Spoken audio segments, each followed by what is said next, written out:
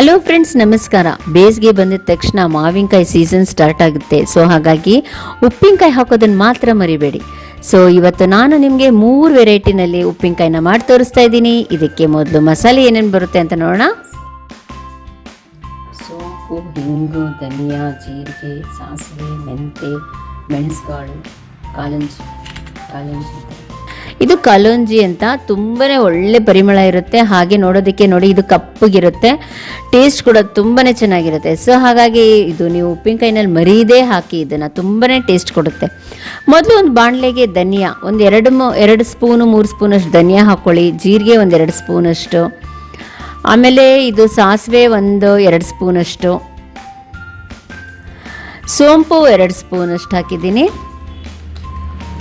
ಹಾಗೆ ಒಂಚೂರು ಮೆಂತೆಕಾಳು, ಒಂದು ಸ್ವಲ್ಪ ಹಾಕ್ಬೇಕು ಮೆಂತೆಕಾಳು. ಇದಕ್ಕೆ ಕಾಳು ಮೆಣಸು ಕೂಡ 1 ಸ್ಪೂನಷ್ಟು ಹಾಕಿದ್ದೀನಿ ಅಷ್ಟೇ. ಇದಿಷ್ಟು ಕೂಡ ಚೆನ್ನಾಗಿ ಫ್ರೈ ಮಾಡ್ಕೋಬೇಕು. ನೋಡಿ, ಈ ಥರ ಚೆನ್ನಾಗಿ ಫ್ರೈ ಮಾಡ್ಕೋಬೇಕು. ನೀವು ಫ್ಲೇಮನ್ನು ತುಂಬ ಲೋ ಆಗಿಟ್ಕೊಂಡು ಫ್ರೈ ಮಾಡ್ಕೊಳ್ಳಿ, ಇಲ್ಲಾಂದರೆ ಸೀದೋಗುತ್ತೆ. ಆಮೇಲೆ ಇದು ಫ್ರೈ ಮಾಡ್ತಿದ್ದಂಗೆ ಒಂದು ಘಮ ಸ್ಮೆಲ್ ಬರುತ್ತೆ, ತುಂಬಾ ಚೆನ್ನಾಗಿರುತ್ತೆ. ಆಮೇಲೆ ಗ್ಯಾಸ್ ಸ್ಟವ್ನ ಆಫ್ ಮಾಡಿಬಿಡಿ. ಆಫ್ ಮಾಡಿಬಿಟ್ಟು ಒಂದು ಸ್ವಲ್ಪ ತಣ್ಣಗಾದ್ಮೇಲೆ ಇದನ್ನು ಮಿಕ್ಸಿ ಜಾರ್ಗೆ ಹಾಕ್ಕೊಳ್ಳಿ. ತಣ್ಣಗಾದ್ಮೇಲೆ ಹಾಕ್ಕೊಳ್ಳಿ, ಇಲ್ಲಾಂದರೆ ಬಿಸಿ ಬಿಸಿಯಾಗಿ ಹಾಕಿಬಿಟ್ರೆ ಅದರ ಟೇಸ್ಟ್ ಕೂಡ ಕಡಿಮೆ ಆಗೋಗುತ್ತೆ. ಇವಾಗ ತಣ್ಣಗಾದ್ಮೇಲೆ ನೋಡಿ, ಈ ಥರ ತರ್ತರಿಯಾಗಿ ಪೌಡ್ರನ್ನ ಮಾಡ್ಕೋಬೇಕು. ಇವಾಗ ನಾನು ಒಂದು 5-6 ಮಾವಿನಕಾಯಿನ ತೊಗೊಂಡಿದ್ದೀನಿ. ಮೊದಲು ತೊಳೆದು ಕ್ಲೀನಾಗಿ ವಾಶ್ ಮಾಡಿ, ಆಮೇಲೆ ಅದನ್ನು ಚೆನ್ನಾಗಿ ಒರೆಸಿ, ಆಮೇಲೆ ಇದರ ಮೇಲಿನ ಸಿಪ್ಪೆ ಎಲ್ಲ ತೆಗಿಬೇಕು. ತೆಗೆದುಬಿಟ್ಟು ಇವಾಗ ನೋಡಿ, ಈ ಥರ ದಪ್ಪ ಒಂದು ಸ್ವಲ್ಪ ಇರುವಂಥ ತುರಿಯೋದನ್ನು ತೊಗೊಂಡು ನಾನು ಇದನ್ನು ಮಾವಿನಕಾಯಿನ ತುರಿತಾ ಇದ್ದೀನಿ.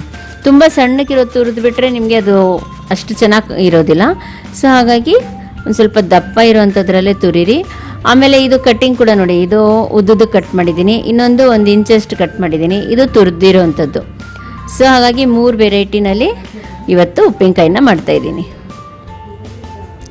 ಈ ತುರಿದಿರೋವಂಥದ್ದನ್ನೆಲ್ಲ ಒಂದು ಬೌಲ್ಗೆ ಹಾಕ್ತಾಯಿದ್ದೀನಿ. ಇದು ನೀವು ಇದಕ್ಕೆ ಉಪ್ಪು ಹಾಗೆ ಅರಿಶಿನ 2 ಕೂಡ ಹಾಕ್ಬಿಟ್ಟು ಚೆನ್ನಾಗಿ ಮಿಕ್ಸ್ ಮಾಡಿ ಇಟ್ಕೋಬೇಕು. ಹಾಗೆ ನೀವು ಈ ಥರ ಮಿಕ್ಸ್ ಮಾಡಿದ ತಕ್ಷಣವೇ ನೀವು ಒಗ್ಗರಣೆನ ಕೂಡ ಕೊಟ್ಬಿಡಬೇಕು, ಇಲ್ಲಾಂದರೆ ಅದೆಲ್ಲ ನೀರೆಲ್ಲ ಬಿಟ್ಕೊಂಡ್ಬಿಡುತ್ತೆ.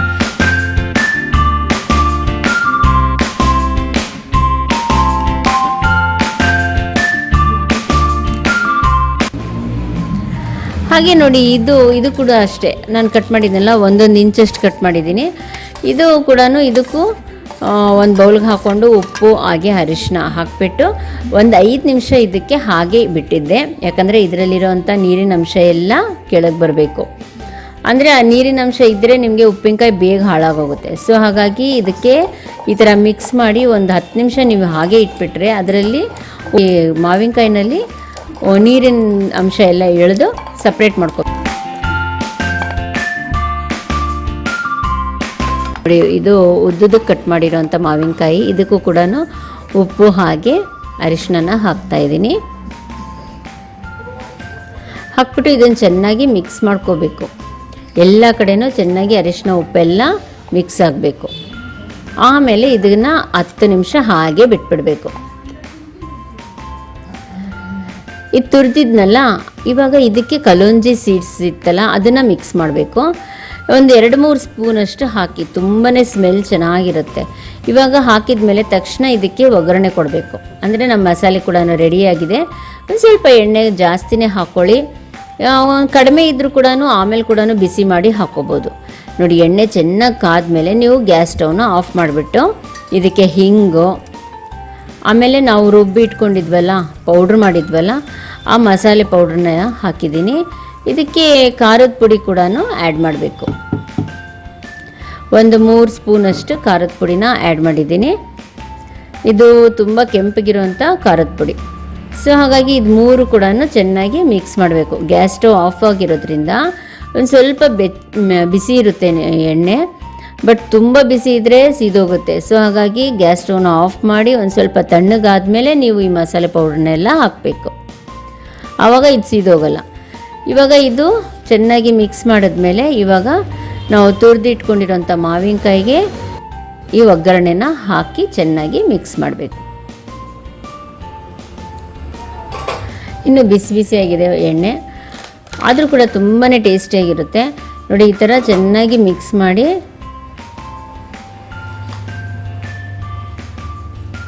ನೋಡಿ, ಈ ಥರ ಚೆನ್ನಾಗಿ ಮಿಕ್ಸ್ ಮಾಡಬೇಕು. ಮಸಾಲೆ ಎಲ್ಲ ಕಡೆಯೂ ಚೆನ್ನಾಗಿ ಮಿಕ್ಸ್ ಆಗಿರಬೇಕು. ಇವಾಗ ಇದನ್ನು ನೀವು ಒಂದು ಗ್ಲಾಸ್ ಜಾರಲ್ಲಿ ಹಾಕಿ, ಇವಾಗ ನಾನು ಇದನ್ನು ಫ್ರಿಜ್ಜಲ್ಲೇ ಇಡೋದು. ಸೊ ಒಂದು ಸ್ವಲ್ಪ ತಣ್ಣಗಾದಮೇಲೆ, ಒಂದು ಸ್ವಲ್ಪ ಮಿಕ್ಸ್ ಆದಮೇಲೆ, ಎಣ್ಣೆ ಕಡಿಮೆ ಇದ್ದರೆ ನೀವು ಈ ಥರ ಎಣ್ಣೆನ ಬಿಸಿ ಮಾಡ್ಕೊಂಡು ಮಧ್ಯದಲ್ಲಿ ಹಾಕ್ಕೋಬೋದು.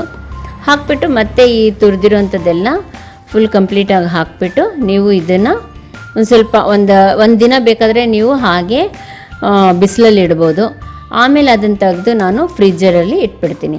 ಯಾಕಂದರೆ ನಮಗೆ ಏನು ಬೂಸ್ಟ್ ಆಗಲಿ ಅಥವಾ ಹಾಳಾಗೋದು ಆಗೋದೇ ಇಲ್ಲ. ಕ್ಲೀನಾಗಿ ಫ್ರಿಜ್ಜಲ್ಲಿ ಯಾವಾಗ ಬೇಕೋ ಆವಾಗ ತೆಗೆದು ತಿನ್ಬೋದು. ಸೊ ಫ್ರೆಂಡ್ಸ್, ಒಂದು ರೆಡಿ ಆಯಿತಾ. ಇವಾಗ ಸೆಕೆಂಡು ಇದು ಪೀಸ್ 1 ಇಂಚಷ್ಟು ಕಟ್ ಮಾಡಿದ್ನಲ್ಲ, ಇವಾಗ ಅದರಲ್ಲಿ ನೀರು ಬಿಟ್ಕೊಂಡಿರುತ್ತೆ ನೋಡಿ. ಒಂದು 10 ನಿಮಿಷ ಇಟ್ಟಿದ್ನಲ್ಲ, ಉಪ್ಪು ಹಾಗೆ ಅರಿಶಿಣದ ಪುಡಿ ಹಾಕಿರೋದ್ರಿಂದ ನೀರೆಲ್ಲ ಚೆನ್ನಾಗಿ ಬಿಟ್ಕೊಂಡಿರುತ್ತೆ. ಆ ನೀರನ್ನೆಲ್ಲ ನಾನು ತೆಗೆದುಬಿಟ್ಟು ಬರೀ ಮಾವಿನಕಾಯಿ ಮಾತ್ರ ಹಾಕ್ತಾಯಿರೋದು. ಆ ನೀರನ್ನು ಸಪ್ರೇಟ್ ಮಾಡಿದ್ದೀನಿ. ಇವಾಗ ಇದಕ್ಕೆ ಮಸಾಲೆ ಒಂದು ಸ್ವಲ್ಪ ಜೀರಿಗೆ, ಸೋಂಪು, ಒಂದು ಸ್ವಲ್ಪ ಸಾಸಿವೆ ಹಾಗೆ ಮೆಂತೆ ಇಷ್ಟೇ ಹಾಕ್ತಾಯಿರೋದು. ಇದನ್ನು ಚೆನ್ನಾಗಿ ಮಿಕ್ಸ್ ಮಾಡಿ ಅಂದರೆ ಚೆನ್ನಾಗಿ ಫ್ರೈ ಮಾಡ್ಕೊಳ್ಳಿ. ಲೋ ಫ್ಲೇಮಲ್ಲೇ ಫ್ರೈ ಮಾಡ್ಕೋಬೇಕು. ಆಮೇಲೆ ಇದು ಕೂಡ ಮಿಕ್ಸಿಗೆ ಹಾಕ್ಬಿಟ್ಟು ನೀವು ಒಂದು ಸ್ವಲ್ಪ ತರ್ತರಿಯಾಗಿ ರುಬ್ಕೋಬೇಕು, ಪೌಡ್ರ್ ಮಾಡ್ಕೊಳ್ಳಿ. ಇವಾಗ ಇದಕ್ಕೂ ಅಷ್ಟೇ ನಾನು ಕಲೋಂಜಿ ಸೀಡ್ಸ್ನ ಹಾಕ್ತಾಯಿದ್ದೀನಿ. ನನಗೆ ತುಂಬ ಈ ಸ್ಮೆಲ್ ತುಂಬಾ ಇಷ್ಟ. ಸೊ ಹಾಗಾಗಿ ನಾನು ಉಪ್ಪಿನಕಾಯಿನಲ್ಲಿ ಈ ಕಲೋಂಜಿ ಸೀಡ್ಸ್ನ ಹಾಕ್ತಾಯಿದ್ದೀನಿ. ಹಾಗೆ ಇದಕ್ಕೂ ಅಷ್ಟೇ ನೋಡಿ, ಉದ್ದದ ಕಟ್ ಮಾಡಿದ್ನಲ್ಲ, ಅದಕ್ಕೂ 1-2 ಸ್ಪೂನಷ್ಟು ಕಲೋಂಜಿ ಸೀಡ್ಸ್ನ ಹಾಕ್ತಾಯಿದ್ದೀನಿ. ಇದು ಆಪ್ಷನ್ನು, ನಿಮಗೆ ಇಷ್ಟ ಇದ್ದರೆ ಹಾಕ್ಕೋಬೋದು, ಇಲ್ಲಾಂದರೆ ಹಾಗೆ ಕೂಡ ಮಾಡ್ಬೋದು. ಎಣ್ಣೆ ಹಾಕಿದ್ದೀನಿ. ಹಾಗೆ ಅದಕ್ಕೆ ಒಂಚೂರು ಹಿಂಗನ್ನು ಹಾಕ್ಬಿಟ್ಟು ನಾನು ಇವಾಗ ರುಬ್ಬಿದ್ವಲ್ಲ ಜೀರಿಗೆ, ಮೆಂತೆ, ಸಾಸಿವೆ ಎಲ್ಲ, ಅದ್ರ ಜೊತೆಗೆ ಪೌಡ್ರ್ ಜೊತೆಗೆ ಖಾರದ ಪುಡಿನ ಹಾಕ್ಬಿಟ್ಟು 1-2-3 ಸ್ಪೂನು ಚೆನ್ನಾಗಿ ಮಿಕ್ಸ್ ಮಾಡಬೇಕು. ಗ್ಯಾಸ್ನ ಆಫ್ ಮಾಡಿರಬೇಕು, ಫ್ಲೇಮ್ನ ಆಫ್ ಮಾಡಿರಬೇಕು. ಬಿಸಿ ಆಗಿರೋಂಥ ಎಣ್ಣೆನ ಫ್ಲೇಮ್ನ ಆಫ್ ಮಾಡಿ ಒಂದು ಸ್ವಲ್ಪ ತಣ್ಣಗಾದ್ಮೇಲೆ ಈ ಮಸಾಲೆ ಪೌಡ್ರನ್ನ ಹಾಕಬೇಕು. ಇವಾಗ ಇದನ್ನು ನೀವು ಇವಾಗ ಈ ಕಟ್ ಮಾಡಿ ಇಟ್ಕೊಂಡಿದ್ವಲ್ಲ ಇದಕ್ಕೆ ಸೇರಿಸ್ಬಿಟ್ಟು ಚೆನ್ನಾಗಿ ಮಿಕ್ಸ್ ಮಾಡ್ಕೊಳ್ಳಿ. ಉಪ್ಪು ಏನಾದರೂ ಒಂದು ಸ್ವಲ್ಪ ಕಡಿಮೆ ಇದೆ ಅನಿಸಿದ್ರೆ ಒಂದು ಸ್ವಲ್ಪ ಹಾಕ್ಕೋಬೋದು, ಇವಾಗಲೂ ಹಾಕ್ಕೋಬೋದು. ಉಪ್ಪನ್ನು ಹಾಕಿಬಿಟ್ಟು ಇವಾಗ ಇದು ಒಂದು ಗ್ಲಾಸ್ ಜಾರ್ಗೆ ಇದು ಕೂಡ ಹಾಕಿ ಇಟ್ಬಿಡ್ಬೋದು. ಇದು ಕೂಡ ಅಷ್ಟೇ, 1-2 ದಿನ ನೀವು ಬಿಸಿಲಲ್ಲಿ ಇಟ್ಬಿಟ್ಟು ಆಮೇಲೆ ಅದನ್ನು ತೆಗೆದು ನೀವು ಪೂರ್ತಿ ಚೆನ್ನಾಗೇ ಇರುತ್ತೆ, ಏನೂ ಆಗೋದಿಲ್ಲ. ತುಂಬಾ ಟೇಸ್ಟಿಯಾಗಿ ಕೂಡ ಇರುತ್ತೆ, ಆಮೇಲೆ ಹಾಳಾಗೋದು ಇಲ್ಲ. ಸೊ ಫ್ರೆಂಡ್ಸ್, ಇದು 2ನೇ ಉಪ್ಪಿನಕಾಯಿ ರೆಡಿ ಆಯಿತು ನಮ್ಮ ಮನೇಲಿ. ಇವಾಗ ನೆಕ್ಸ್ಟು ಉದ್ದುದ ಕಟ್ ಮಾಡಿರೋಂಥ ಉಪ್ಪಿನಕಾಯಿಗೆ ಮಸಾಲೆ ನೋಡಿ. ಇದಕ್ಕೆ ನಾನು ಬ್ಯಾಡಗೆ ಮೆಣಸಿನ್ಕಾಯಿ ಒಂದು ಸ್ವಲ್ಪ ಹಾಕ್ತಾಯಿದ್ದೀನಿ. ಬ್ಯಾಡಗೆ ಮೆಣಸಿನ್ಕಾಯಿ ಒಂದು ಸ್ವಲ್ಪ ಉದ್ದುದಕ್ಕೆ ಕಟ್ ಮಾಡಿದ್ದೀನಿ. ಉದ್ದುದ ಇರುತ್ತೆ, ಅದನ್ನು ಒಂದು ಸ್ವಲ್ಪ ಉದ್ದುದಕ್ಕೆ ಕಟ್ ಮಾಡಿಬಿಟ್ಟು ಈ ಥರ ಅದನ್ನು ಕೂಡ ಫ್ರೈ ಮಾಡ್ತಾಯಿದ್ದೀನಿ. ಯಾಕಂದರೆ ಅದರಲ್ಲಿದ್ದರೆ ನೀರಿನ ಅಂಶ ಎಲ್ಲ ಒಣಗೋಗುತ್ತೆ, ಡ್ರೈ ಆಗಲಿ ಅಂತ. ಸೊ ಒಂದು ಸ್ವಲ್ಪ ಎಣ್ಣೆನ ತೊಗೊಂಡು ಮತ್ತೆ ಬಿಸಿ ಮಾಡಿಬಿಟ್ಟು ಲೋ ಫ್ಲೇಮಲ್ಲಿ ಇಟ್ಟು, ಇಲ್ಲಾಂದರೆ ಗ್ಯಾಸ್ನ ಆಫೇ ಮಾಡಿಬಿಡಿ. ಒಂದು ಸ್ವಲ್ಪ ಬಿಸಿ ಆದಮೇಲೆ ಹಿಂಗನ್ನು ಹಾಕ್ಕೊಳ್ಳಿ. ಇದಕ್ಕೆ ಹಸಿಮೆಣ್ಸಿನ್ಕಾಯಿನ ಹಾಕ್ತಾಯಿದ್ದೀನಿ. ಅದೆರಡದಕ್ಕೂ ನಾನು ಆ 2 ಉಪ್ಪಿನಕಾಯಿಗೆ ನನಗೆ ಖಾರದ ಪುಡಿ ಹಾಕಿದ್ನಲ್ಲ, ಸೊ ಹಾಗಾಗಿ ಇದಕ್ಕೆ ಹಸಿಮೆಣ್ಸಿನ್ಕಾಯಿ ತರ್ತರಿಯಾಗಿ ಮಿಕ್ಸಿನಲ್ಲೇ ಹಾಕಿ ರುಬ್ಬಿರೋವಂಥದ್ದು. ಇವಾಗ ನೋಡಿ ಇದನ್ನು ಚೆನ್ನಾಗಿ ಫ್ರೈ ಮಾಡ್ಕೋಬೇಕು. ಯಾಕಂದರೆ ಹಸಿಮೆಣ್ಸಿನ್ಕಾಯಿ ಇರುತ್ತೆ, ಅದರಲ್ಲಿ ನೀರಿನ ಅಂಶ ಇರುತ್ತೆ. ಸೊ ಹಾಗಾಗಿ ಚೆನ್ನಾಗಿ ಎಣ್ಣೆನಲ್ಲಿ ಫ್ರೈ ಆದಮೇಲೆ ನೀವು ಉಳಿದಿರೋಂಥ ಈ ಉಪ್ಪಿನಕಾಯಿ ಮಸಾಲೆ ಇವಾಗ ರುಬ್ಕೊಂಡಿದ್ವಲ್ಲ, ಜೀರಿಗೆ, ಮೆಂತೆ, ಸಾಸಿವೆ, ಸೋಂಪು ಅದನ್ನೆಲ್ಲ ಹಾಕಿಬಿಟ್ಟು ಚೆನ್ನಾಗಿ ಮಿಕ್ಸಿ ಮಾಡಿದ್ವಲ್ಲ ಅದನ್ನೇ ಇದಕ್ಕೂ ಹಾಕಿರೋದು. ಇವಾಗ ಇದನ್ನು ಈ ಎಣ್ಣೆಯಲ್ಲಿ ಚೆನ್ನಾಗಿ ಫ್ರೈ ಮಾಡಿರೋವಂಥದ್ದನ್ನು ಇವಾಗ ಈ ಉದ್ದುದ ಕಟ್ ಮಾಡಿರೋವಂಥ ಮಾವಿನಕಾಯಿಗೆ ಹಾಕ್ತಾಯಿದ್ದೀನಿ. ಹಾಗೆ ನೀವು ಇದನ್ನು ಇದು ಬ್ಯಾಡಗೆ ಮೆಣಸಿನ್ಕಾಯಿನ ನೀವು ಎಣ್ಣೆನಲ್ಲೇ ಹಾಕ್ಕೋಬೋದು, ಇಲ್ಲಾಂದರೆ ನೀವು ಸಪ್ರೇಟಾಗಿ ಕೂಡ ಈ ಥರ ಮಿಕ್ಸ್ ಮಾಡ್ಕೋಬೋದು. ಉಪ್ಪು ಕಡಿಮೆ ಅನಿಸಿದ್ರೆ ನೀವು ಒಂದು ಸ್ವಲ್ಪ ಉಪ್ಪು ಕೂಡ ಆ್ಯಡ್ ಮಾಡ್ಕೊಳ್ಳಿ. ಚೆನ್ನಾಗಿ ಎಲ್ಲ ಕಡೆ ಮಿಕ್ಸ್ ಆಗೋಂಗೆ ಮಸಾಲೆ ಎಲ್ಲ ಚೆನ್ನಾಗಿ ತಿರುಗಿಸ್ಕೊಡ್ಬೇಕು ನೀವು ಉಪ್ಪಿನಕಾಯಿನಲ್ಲಿ. ನೋಡಿ, ಇದು ಉದ್ದುದ ಕಟ್ ಮಾಡಿರೋವಂಥದ್ದು. ಇದು ಕೂಡ ತುಂಬಾ ಟೇಸ್ಟಿಯಾಗಿರುತ್ತೆ. ನಿಮಗೆ ಈ ಚಪಾತಿಗೆಲ್ಲ ತುಂಬ ಚೆನ್ನಾಗಿರುತ್ತೆ ತಿನ್ನೋದಕ್ಕೆ. ನೋಡಿ ಎಷ್ಟು ಚೆನ್ನಾಗಿ ಕಾಣ್ತಾ ಇದೆ ಇದು. ರೆಡ್ ಯೆಲ್ಲೋ ಗ್ರೀನ್ ಎಲ್ಲ ಕಾಣ್ತಾ ಇದೆ ಇದು. ಇವಾಗ ಇದು ಕೂಡ ಒಂದು ಗ್ಲಾಸ್ ಜಾರ್ಗೆ ಹಾಕಿ ಒಂದೆರಡು ದಿನ ಬಿಸಿಲಲ್ಲಿ ಇಟ್ಬಿಟ್ಟು ಆಮೇಲೆ ನೀವು ಅದನ್ನು ಫ್ರಿಜ್ಜರಲ್ಲಿ ಇಡಬೇಕು.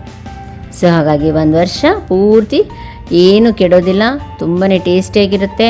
ಎಣ್ಣೆ ಕಡಿಮೆ ಇದ್ದರೆ ಒಂದು ಸ್ವಲ್ಪ ಎಣ್ಣೆನ ಬಿಸಿ ಮಾಡಿ ಇದಕ್ಕೆ ಹಾಕ್ಕೊಂಬಿಡಿ, ಸೂಪರಾಗಿರುತ್ತೆ.